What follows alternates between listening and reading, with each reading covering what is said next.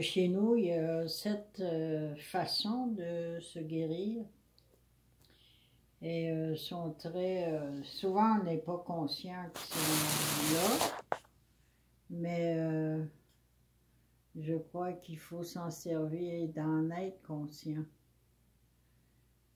Un des que je me souviens, moi, au début, quand j'ai commencé justement avec la gêne, puis quand j'ai su que trembler était une façon de se guérir, et pour moi, trembler, c'était plus une gêne, c'était plus... J'ai dit, j'étais en train de guérir, j'étais comme contente de trembler cette fois-là. Là. Et après ça, on dirait que ça a tout effacé, la gêne est partie. Et, mais je tremble encore aujourd'hui, là. Des fois, quand je parle, ma voix tremble et je me dis que je suis en train de me guérir. Il y a des choses encore, après 77 ans, c'est pas aujourd'hui que je vais tout me guérir, là, mais j'en ai oublié, moi aussi.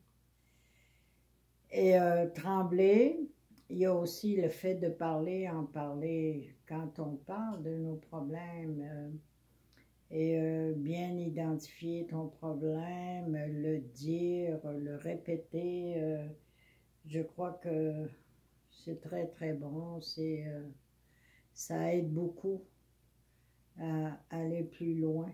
Et aussi, et le fait d'en parler au tout début, là, tes problèmes, tu vas partir à pleurer. Et ça aussi, pleurer, c'est une façon de se guérir. Et peut-être je vais me mettre à crier aussi. Et ça, c'en est un des quatrièmes. Et aussi, de nos traditions, c'est de faire des temps de sudation. Et pour nous, suer, toute la mauvaise énergie sort de ton corps en sueur. Et pour nous, ça aussi, c'est une façon de se soigner. Et aussi bailler. Bailler, oui. C'en est une. Et l'autre, ce serait... Papou?